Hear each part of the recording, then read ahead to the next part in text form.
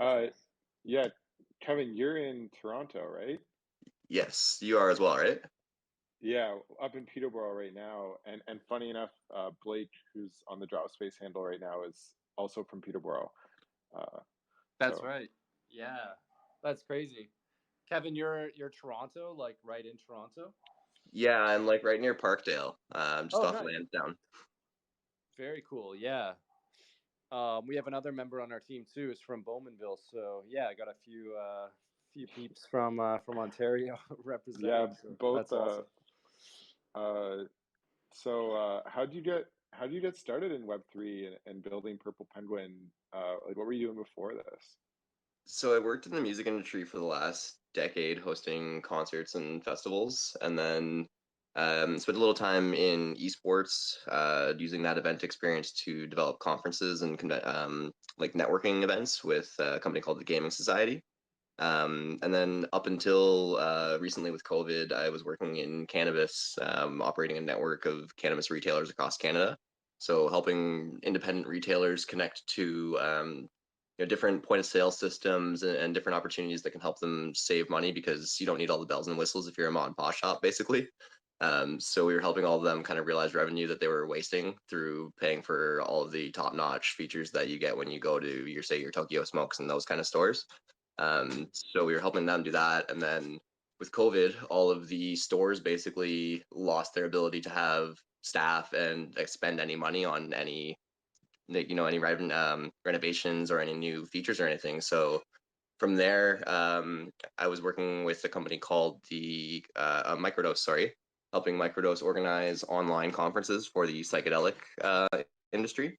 And I'm Wow. also an artist, so I paint like big 6 foot canvases, and I was learning how to turn those into video files so that I could projection map on the walls at my own shows, so I could be an artist at my own events. So then when I found NFTs, I decided to start minting my own artwork and turning my videos that I was currently messing around with just to see what it's all about. What is this new industry that's kind of not really new, but what's this new technology to me, and how can I utilize this and figure out how to take my canvases and sell them globally? Wow, that's incredible, man. So you do all the artwork for Purple Penguin. No, I actually can't draw at all. I do like finger painting essentially, like a lot of flow art, I guess you could say. So I Oh, make okay. I'll mix like chemical reactions together or chemicals together to get reactions with the paint, and that's kind of how the patterns will develop. So, when I painting, they still continue reacting, and then the next day when I wake up, it's going to be a little different than when I finished. So I kind of have to like preemptively decide when I'm going to stop painting. Oh, oh, that's interesting. So, well, so then, is that where Tal comes in? Your fiance, right? Is she the artist? No, she's actually our CMO, and she designed our website. Our artist actually I found just by collecting NFTs. So when I first got into this space, I both came in as an artist and as a collector. I first started collecting a lot of things on the VV app, collecting like their Batman collector, Batman characters and things like that. And then a lot of art from the Here Equals Now platform when that first launched back in say March, April.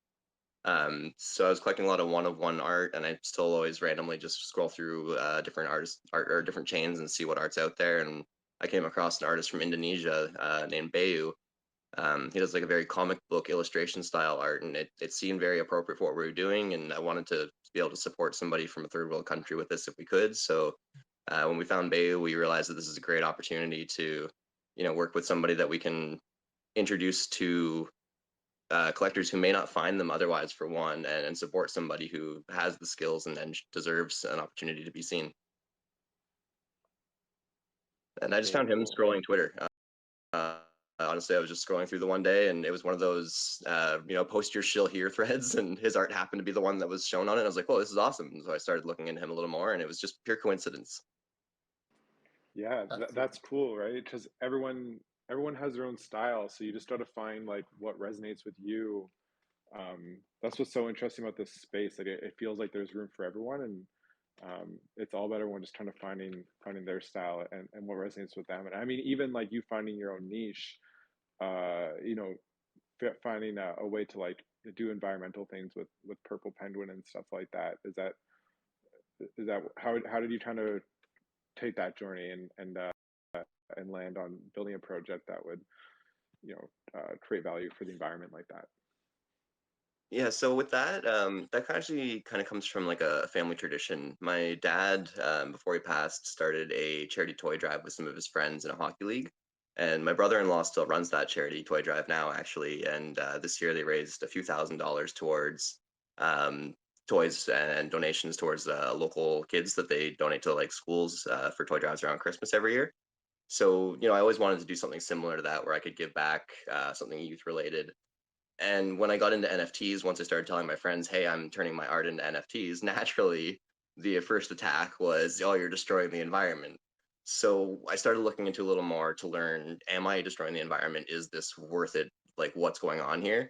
And I came across proof of stake chains and the ability to carbon offset through Project Arc, which basically gave us the ability to be carbon negative out of my apartment. And really, we don't cause that much impact on the environment. So it gave me the idea that we could utilize this because the amount of money that's going around and the amount of interest and the growth and the newness of this industry.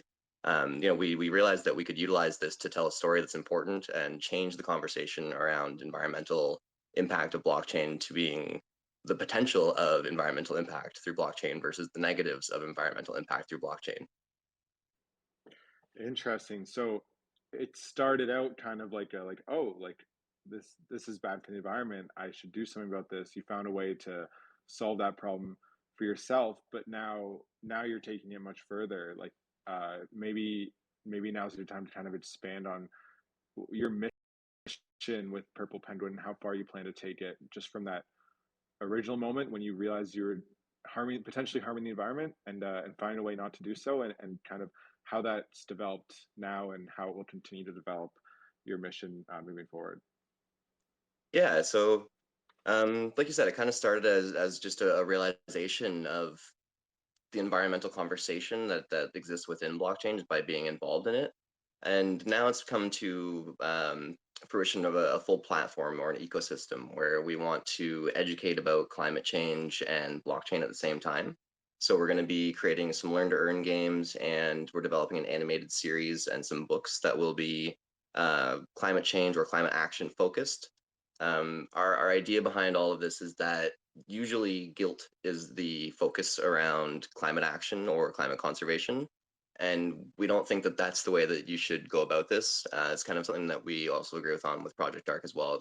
Through incentivization and a positive conversation, you could probably do a lot more for climate change than you can by making people feel bad about something that they probably didn't have as much knowledge about being impactful or involved in, or maybe weren't really involved in to begin with at all, because it's something that's happened for decades and decades of human existence, right? Mm.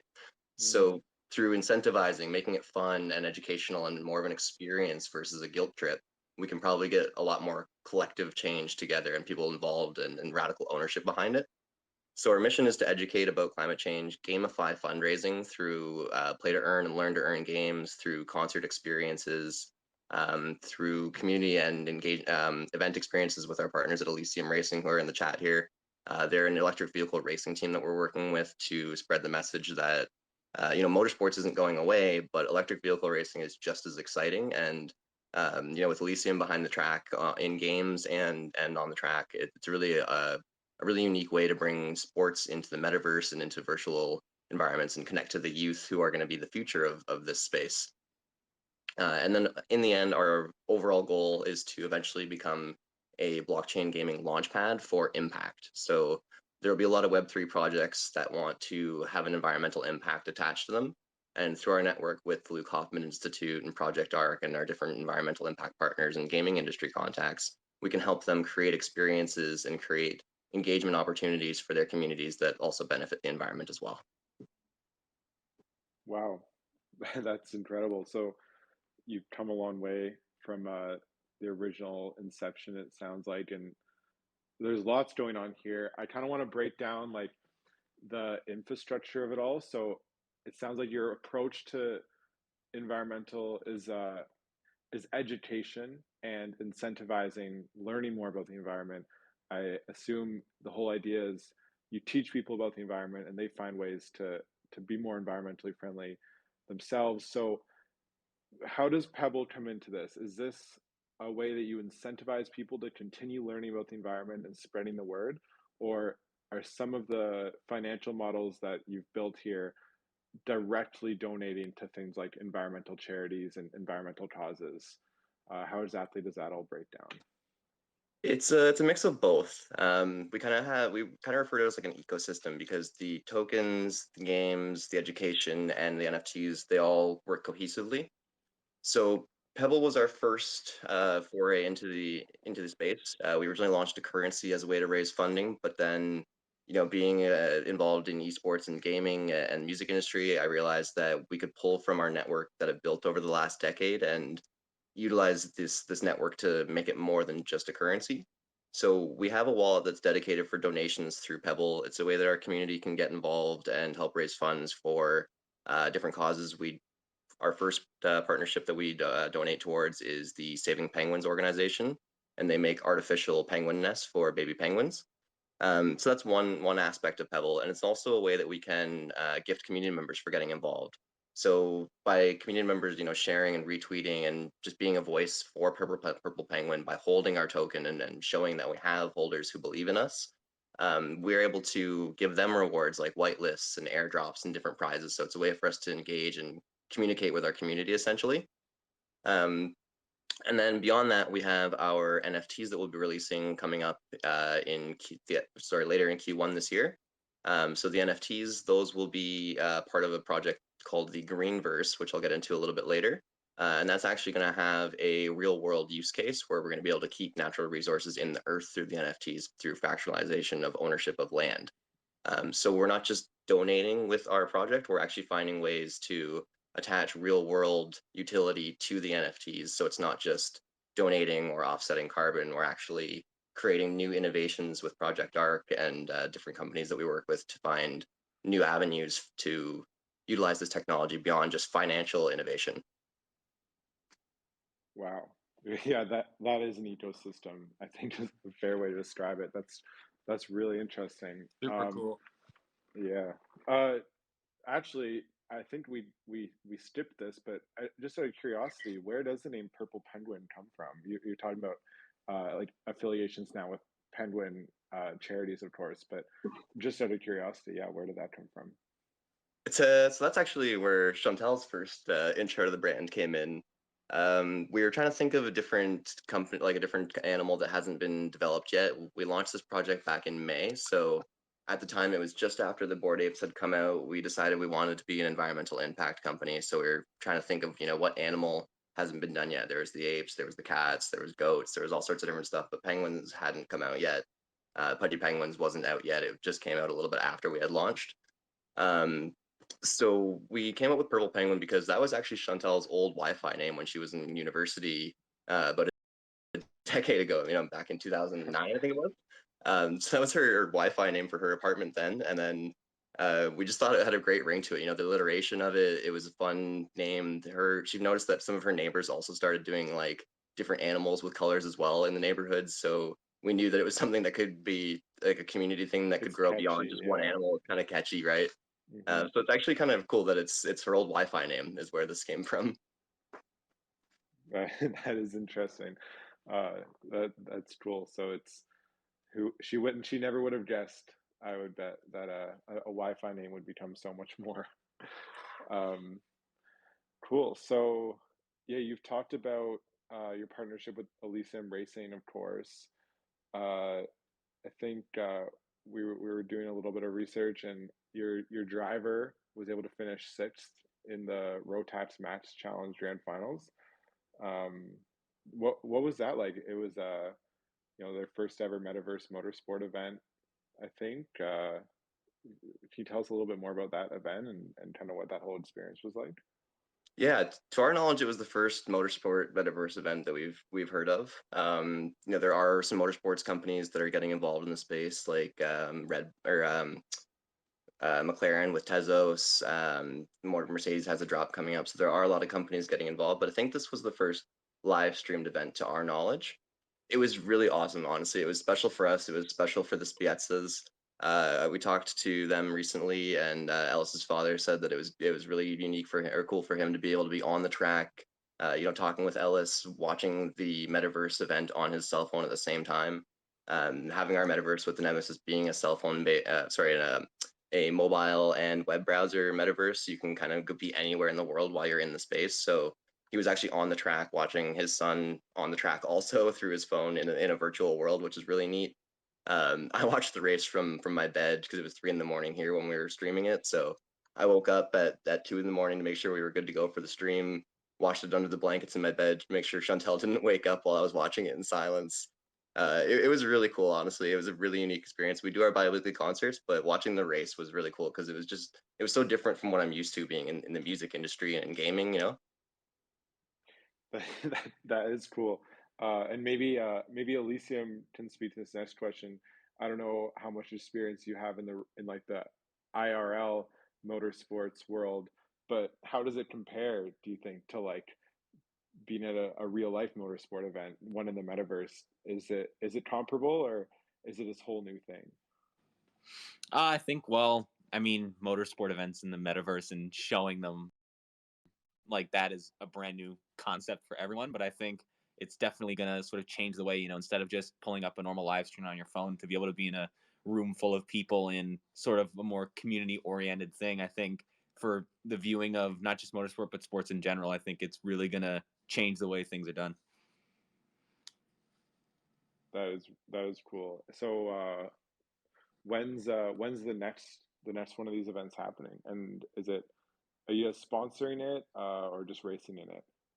Yeah, so our season starts up at around mid-May, and we got a full calendar this year. It's going to be really busy, but racing in electric junior formula cars with ERA, so we'll definitely be showing some more of those events, and hopefully getting a big community in and to come watch.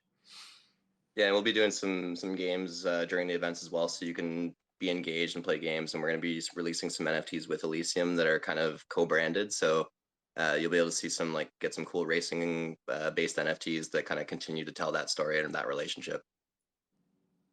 Yeah, okay, that's cool. I mean, that's the kind of thing you just can't do in the real world, right? Is like tap directly into uh every single spectator, and engage with them and enhance their experience that way with things like games and stuff like that.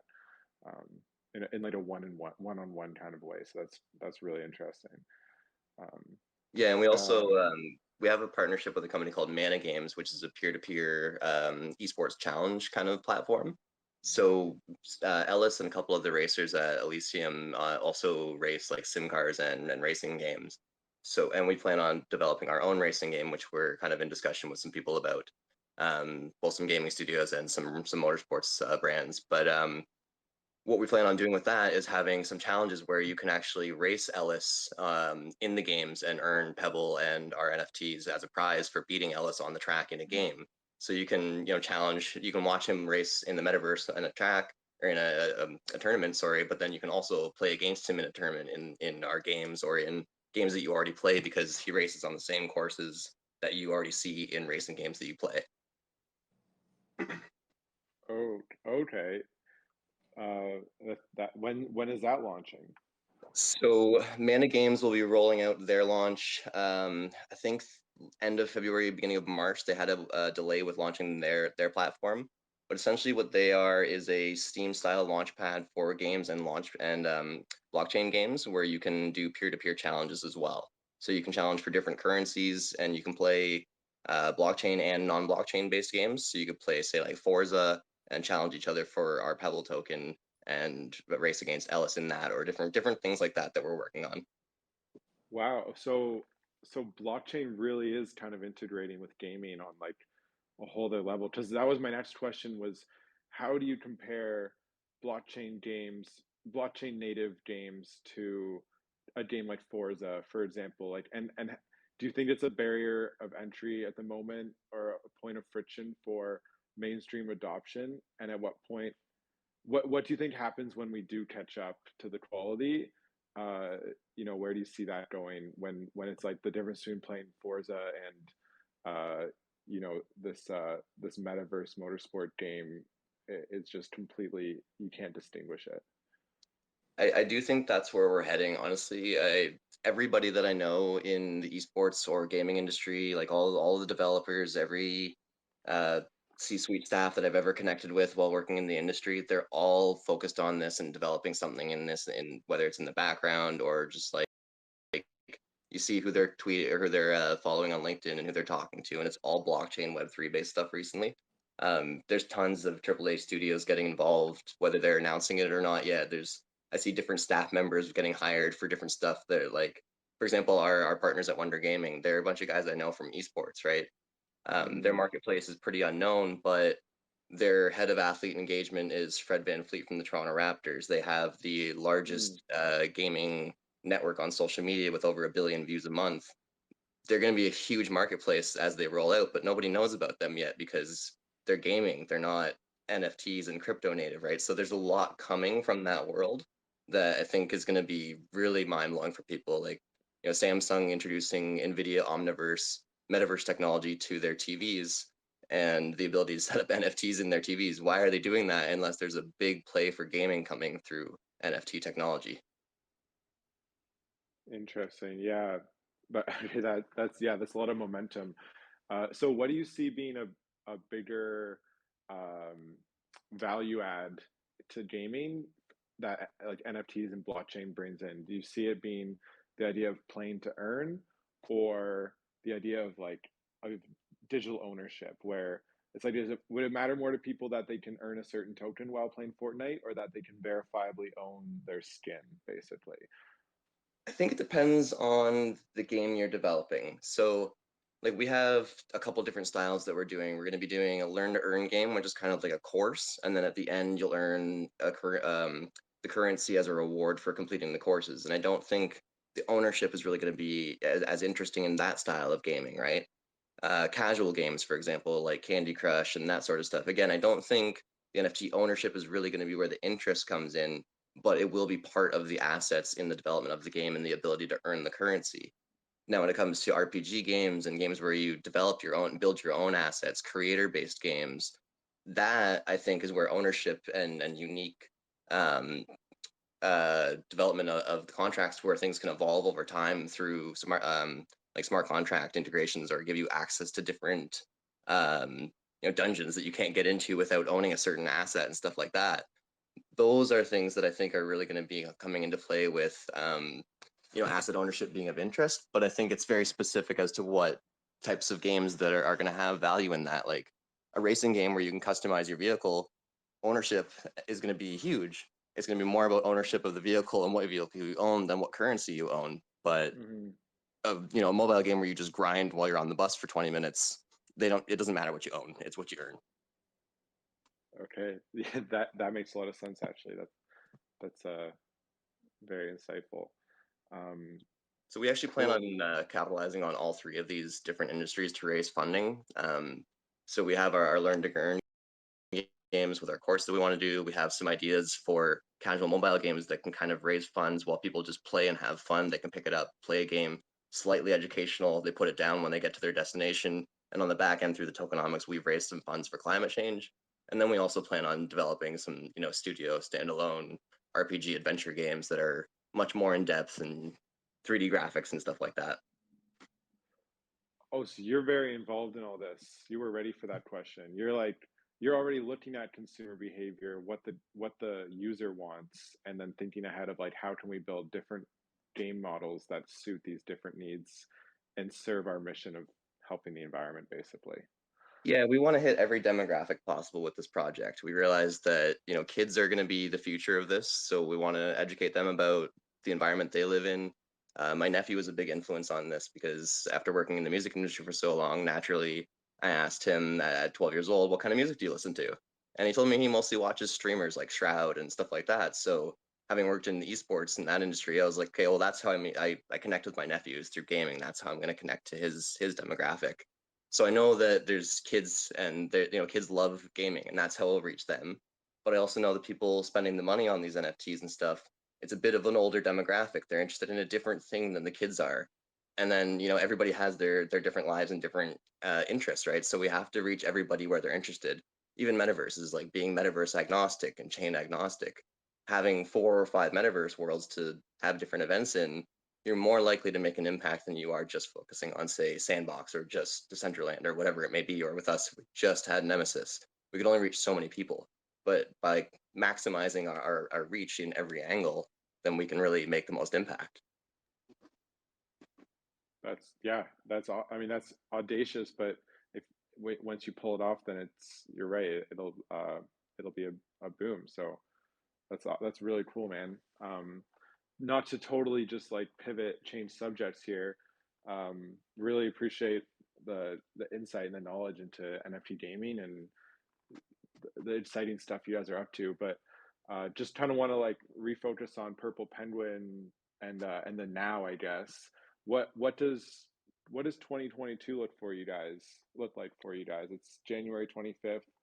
We got the full year ahead of us pretty much. What are your like top 3 focuses for the next year? Yeah, so well, we really started this year off with a bang already. We launched our partnership with Wonder Gaming, which gives us access to a marketplace, gives us access to athletes and influencers, and their whole network in the esports world. So that's a really fantastic way for us to grow our network.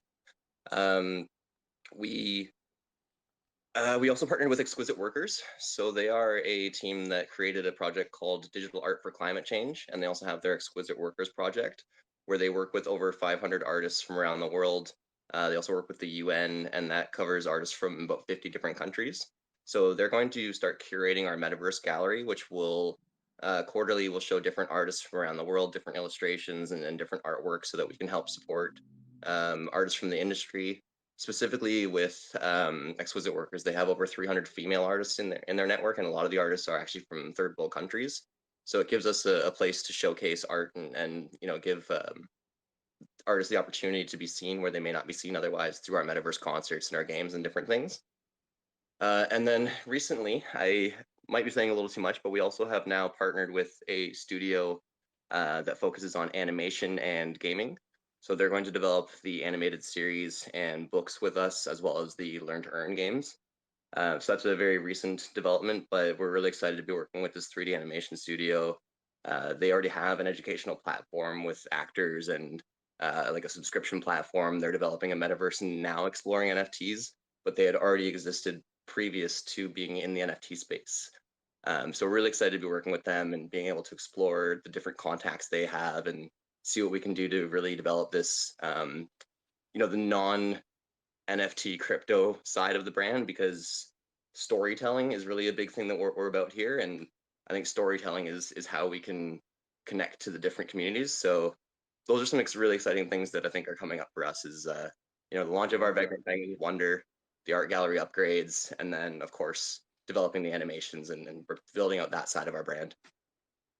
Wow, man, this is amazing to hear. I think been watching you, of course, for a while now. To hear all this success coming your way is really really good. So I guess one more question, then maybe we can talk about maybe just like some broader market things. Really, just I think one thing we haven't touched on, which we were curious about, was the Vagrant Penguins and how they relate to the Purple Penguin project. Yeah, for sure. So they're going to be our first collection release. We initially released our Gamer Pass, which gives you an early access mint to the upcoming release with the Vagrant Penguins. And by early access, I mean a free mint. So that was one way we could raise some funds and get our community involved and build a community, was with the Gamer Pass, and that gives you the mint of the Vagrants. So Vagrant penguins, in nature, when a penguin leaves its colony, they're actually referred to as vagrants. It's pretty common for most bird species that they're called vagrants. So we thought, most of these companies have two names. It's usually like alliteration based. We figured this is a perfect name for our penguins. And in our storyline, our penguins are a little pissed off about climate change, so they actually leave planet Earth instead of just leaving the colony. That's awesome. So our main 3 penguins that you see quite regularly, the purple penguin with the 2 friends, they're named Pebble, Manaki, and How, and they're part of our storyline that we're kind of referring to as Pebble and Friends.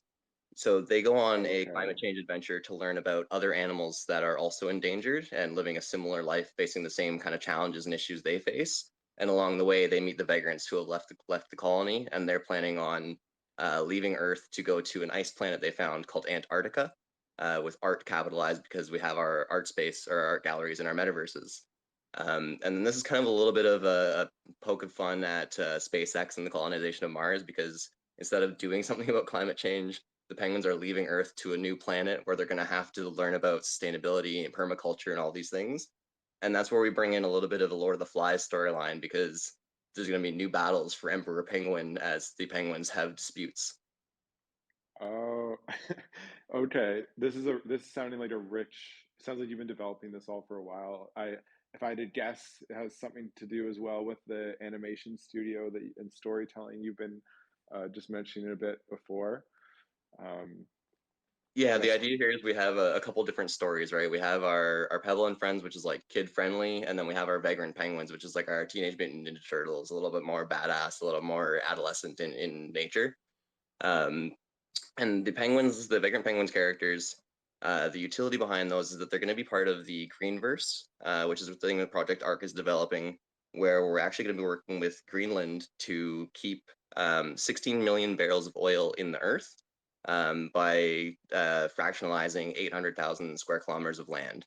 So they're going to be part of that, as well as we're going to create a treasury and a hybrid DAO for the brand, where we will still kind of so. lead the project, but the community will have votes based on the Vagrant Penguin ownership. So sorry, you guys are like taking a bit of a. That's awesome. You're basically saying there's all this oil in the ground. We're going to buy the land so no one can use it to harm the environment. Sort of, yeah. So Project Arc has made an agreement with Greenland um, around a reserve of land that Greenland kind of has. I don't know the exact details about how the ownership of that land is set up in like licensing and stuff, but essentially Greenland has a section of land that we're going to be able to um, take that land and split the ownership up through through the NFTs between our NFTs and Project Arc's Arcanauts that they're releasing, and that'll give the ownership or the governance of that land to the NFT holders. Okay, wow, that's cool. That's like a only with like Web3 would something like this be possible, right? Yeah, exactly. You're kind of taking the ownership of a natural resource and splitting it between 10,000 holders, or 8,000 holders, however many people it ends up being by the end between the two projects. And how can you make it? The only way you could make an impact on that land is if you buy all of it from everybody. Makes sense. Would you have any plans to like build on the land or do anything with it or just kind of conserve? I believe there is conservation efforts being set up, because Project Arc is also working on a project where, through a token, the tokenomics will actually help an animal reserve with the largest animal relocation, relocating, I don't remember exactly how many, but it's a large number of giraffes and elephants. So I believe we're going to be doing something similar with Greenland, and we're also looking at expanding the project into Kenya and other countries, because there's resources everywhere. And if this kind of like the pilot project with Greenland, we're also going to be developing a metaverse space as well that kind of ties the virtual land to the physical land as well, to kind of tell that story and continue the education. Okay, that's pretty cool. Um, wow. So, is there anything else about like Purple Penguins 2022 future plans, the ecosystem that you'd like to share, I guess, before we start at least wrapping up this part of the discussion? I think really honestly, I would just recommend, keeping an eye on what we're doing. We're gonna have our release coming up for probably the end of Q1. We're hoping the end of February will be when our Penguins release. The Penguins are inspired by like music festival culture, kind of the culture we grew up in and spent our, cut our teeth in, you could say. So they're gonna be wearing like different stuff that you might see at like Burning Man or Electric Forest, but they're also ready for battle. So they're kind of influenced by Mad Max as well. So it's a really unique blend of character traits. They all kind of we spent a lot of time making sure that they actually work together depending on what the mix and match is. It's not just like randomly stacked together. Okay, that's cool. So, hitting on those like cultural touch points like that, that's really interesting. Yeah, you might have like a steampunk penguin that's ready to fight or go to a rave, depending on where our story takes us that day. Oh, that's awesome. Um, cool. Well, yeah, thanks a lot for sharing all this, man. It's been so great to learn about Purple Penguin. Uh, I can't believe everything you guys are doing. You really must never sleep over there. It's pretty incredible, honestly. It's been the most fun I've had in an industry. Honestly, it's exciting every day. There's so many innovations that happen and new opportunities every week. There's a new company that you find out about that you can reach out to and probably actually make a connection and get involved with them. For anybody that's building a project right now, just talk to people. That's how we've done everything. Honestly, LinkedIn contacts. It's how I met you, Jack. You know, it's great. Hmm. So is that, would you say that's like your, what would be your number one advice to someone who's dipping their toes into NFTs? You know, you've done all this in the past couple of years. What would you say to someone who's just getting started now? How can they get started? What's some advice you would offer? Um, I mean, obviously, there's the standard answers of like start following people on Twitter. Discord can be a bit of a mess, but it can also be really useful. So I found myself as far as like understanding the business side of what's going on in NFTs, LinkedIn has been much more beneficial for me than Twitter and the other social media channels.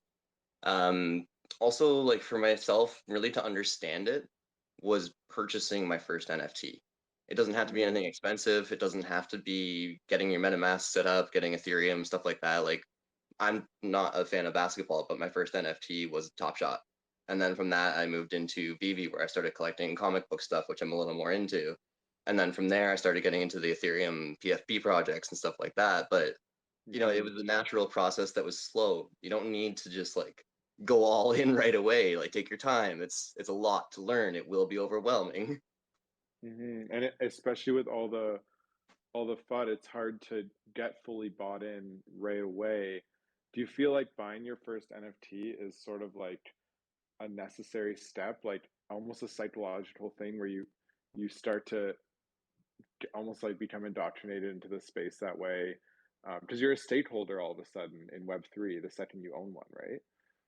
Yeah, kind of, and it can open up your like it can kind of change your perspective on a purchaser's mentality or why people fall in love with these pictures. Like some of them, you know, some of them the art is questionable, but people absolutely love them. And then, you know, there's this other phenomena of people will join a Twitter Spaces or something and be like, you know, I'm a sewer rat or I'm so and so project number 2 and 246, right? And like this is how people identify, and it sounds really weird until you are part of it, and then it really starts to click that this is bigger than just JPEGs and profile pictures. Right. Do you think there's space in this space for all these different communities, or do you think there's going to be a bit of a consolidation at some point? You know, as we're just seeing projects launch after another. How do you see that kind of shaking out over the next couple of years? I think the industry and what people can see as possible with an NFT is expanding. Like I saw a project that's coming out in March that is a patent marketplace for the scientific industry for people to put out different patents for people to kind of shop for different ideas that they can bring to life to help bring investment funding. So, you know, that's an avenue that's going to start being explored more as things like that. As far as like the profile picture world of NFTs, I think, again, I think the market will kind of shift a little bit. There'll be a lot more people that look for things that have like a roadmap with utility behind it that has a real value, like something like what we're doing, or say like Alphabeties, for example, where they're educating about or teaching kids. People will look for more things like that. They'll look for projects that you know, not as many derivatives. I think will explode as are right now because you'll have two different markets. You'll have your flippers and you'll have your people that are looking to invest. And it's kind of like anything, right? You have two sides to every coin, right? Even in the stock market, you have people that try True. to make cash off GameStop and AMC, and then you have people that are looking for a 10-year investment that they know they can put in there and leave it and be safe. Yeah, I mean that's a great comparison, right? Because everyone, people say that these derivative projects and the twit flip projects are going to disappear, but I mean, people still trade penny stocks, right? It's Exactly. there's always a market for people who want to make a quick buck, and it's questionable if that's going to go away for NFTs. Yeah, I don't think it's going to go away. I think the market's just going to change. You're going to have people exploring different opportunities because they're tired of dealing with that being the main opportunity as far as like the JPEG picture world of or PNG world of NFTs, right? So there's a lot of people that love that side. There's a lot of people that are tired of it, and there's a lot of new people coming in that will entertain it and love it, and there's a lot of people that will hate it. Like there's, I don't know, you show people stuff that you'd think they would not want to be invested in, and they love it, they laugh at it, and they throw money at it, right? And that's just one example of the mentality of it. And it's really interesting too, being so many age groups, right? You have people from 17 to 70 investing, so you have so many different interests and reasons to be putting money into the space that, again, it's really impossible to dictate what's going to survive, what's not, where it's going to go. It's just a matter of what ideas are developed and how they're developed. Yeah, no, that's very insightful. Um, well, yeah, I guess any final thoughts, any final considerations you'd like to discuss, or do you think now's a good time to wrap it up? Yeah, I don't really have anything extra to add right now. We'll have a whole lot new stuff to talk about when our penguins come out in in a couple weeks to a month from now. But until then, it's just building. It's a matter of kind of mapping out this utility and figuring out all the fine details of how we're going to integrate with this greenverse and watching the industry grow around us because every day something crazy is happening. Like YouTube today talking about now adding NFTs for their creators, right? Every day there's something new. It's insane. It's amazing. Wow, I didn't even hear about that. Twitter, now YouTube, that's big. It's a big vote of confidence in Web3. Yeah, like the idea of creators on YouTube and TikTok being able to mint their concepts as an NFT instead of having it be stolen. Artists that are young that have a song idea, instead of just putting it out on TikTok and then someone stealing it, you can mint that, and then it's going to become a whole new world for creators. It's really fantastic. Right. Do you see it going more the way of people like minting videos, selling their content as NFTs, or something along the lines of like a creator token or creator membership where you gain access to exclusive content and things like that, and a membership in a way by holding, like, say you have Mr. Beast's NFT. I You think a get bit of both. right. I kind of always refer to this as like Patreon on steroids or mailing lists on steroids, right? You can connect to your community in a whole new way. So say you're a YouTube creator or a creator that does videos, you could have a whole subsect of videos that you can only view by holding your tokens, for example, or one-on-one live conversations that you can have with your community if you're a token holder, but otherwise you only get to watch the videos on repeat stream or something, right? And then there's that other element where for investment, you could launch a token, you could make a DAO out of a YouTube channel or whatever you want to do with it, right? So sky's the limit. The kind of my main theory with Web3 is your limitation is your imagination. The technology exists. Yeah, I wonder what advertisers will do when no one needs their dollars anymore. And that's a whole other thing too. Like advertising is going to be interesting. Advertising in the metaverse space, because billboards are going to be just transferred to virtual billboards, and with Right. AR, for example, when you walk through a store and all of everything is a moving ad telling you the different details of it, or you can pick up a box and it tells you a story in AR. Like the Yeah. whole world's going to be so crazy. I'm excited about it. It's just a new medium, right? Exactly. All right, Kevin. Well, it's been a real pleasure chatting with you over the past like hour or so. Um, you know, learning about Purple Penguin. Really wishing you all the best in 2022, and yeah, hopefully we can have you on again soon, man. This has been great.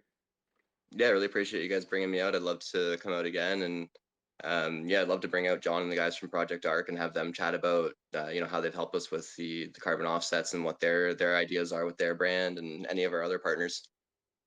That sounds lovely. All right. Well, yeah, enjoy the rest of your Tuesday evening, and see you around. All right, thanks guys. It's a We'll be in pleasure, touch. guys. Thanks for connecting. Thanks, guys. All right, cheers.